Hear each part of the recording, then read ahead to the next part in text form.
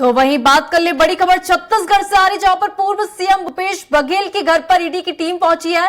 सुबह 7 बजे से ईडी की टीम भूपेश बघेल के निवास पर पहुंची है। भिलाई पदमनगर स्थित घर पर ईडी ने दबिश दी है। 4 कार से भूपेश बघेल के घर ईडी के अधिकारी पहुंच चुके हैं। अहम दस्तावेजों को खंगाल रही है ईडी की टीम। तो बड़ी खबर आपको बता दें छत्तीसगढ़ से सामने आ रही, जहां पर पूर्व मुख्यमंत्री भूपेश बघेल के घर पर ईडी की दबिश।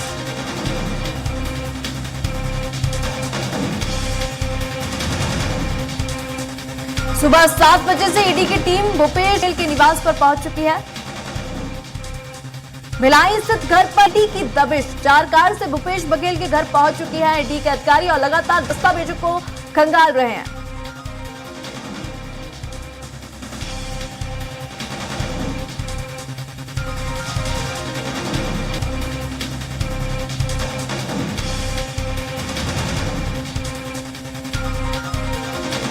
भिलाई घर में दस्तावेज खंगाल रही है ईडी की टीम। पूर्व सीएम भूपेश बघेल के घर पर ईडी की रेड है। कोयला घोटाला और महादेव सट्टा ऐप मामले में छापेमारी। भिलाई में दस्तावेज खंगाल रही है ईडी।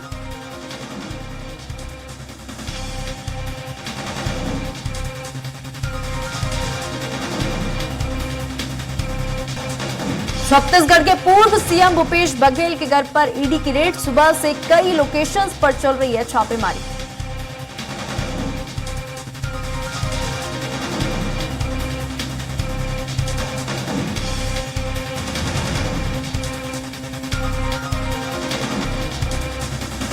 तो बड़ी खबर छत्तीसगढ़ से सामने आ रही, जहां पर कांग्रेस के दिग्गज नेता और पूर्व मुख्यमंत्री भूपेश बघेल के घर पर ईडी की रेड पड़ी है। सुबह से ही ईडी भिलाई के घर पहुंच चुकी है और लगातार दस्तावेजों को खंगालने का प्रयास कर रही है। पूर्व सीएम भूपेश बघेल के घर सुबह 7 बजे से ईडी ने दबिश दिया है। 4 गाड़ियों में सवार होकर ईडी के अधिकारी पहुंच चुके हैं भिलाई स्थित भूपेश बघेल के घर पर।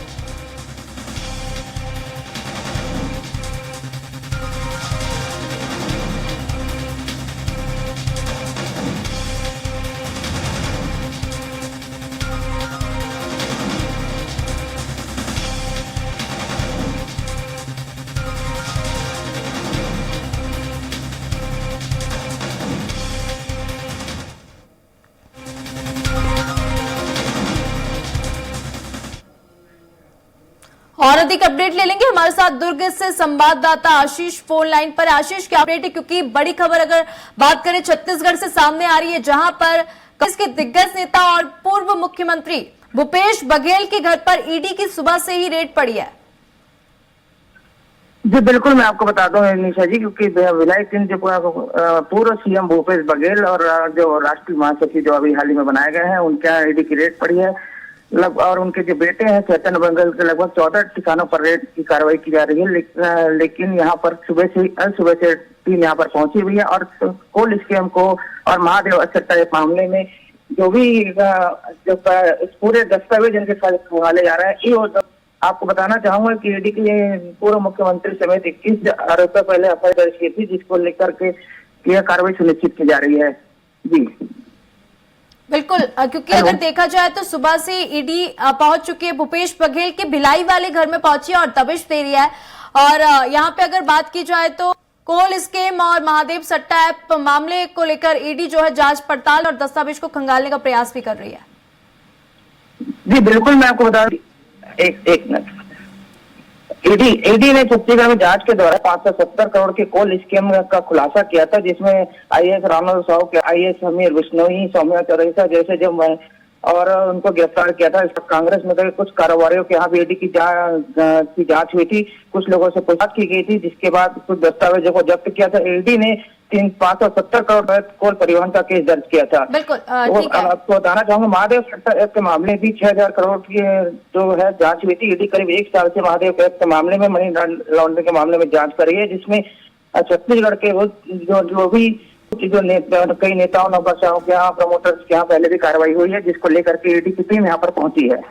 जी, हमारे साथ गोपी साहू जी भी जुड़ चुके हैं। गोपी, क्या कुछ अपडेट है? क्योंकि अगर देखा जाए तो पूर्व मुख्यमंत्री भूपेश बघेल के घर पर सुबह से ही ईडी ने दबिश दी है। उनके भिलाई वाले घर में लगातार दस्तावेजों को खंगालने का प्रयास भी कर रहे हैं और यहाँ पे ये भी अपडेट सामने आया कि कोयला घोटाला और महादेव सट्टा ऐप मामले को लेकर यहाँ पे जांच पड़ताल चल रही है। क्या कुछ अपडेट है?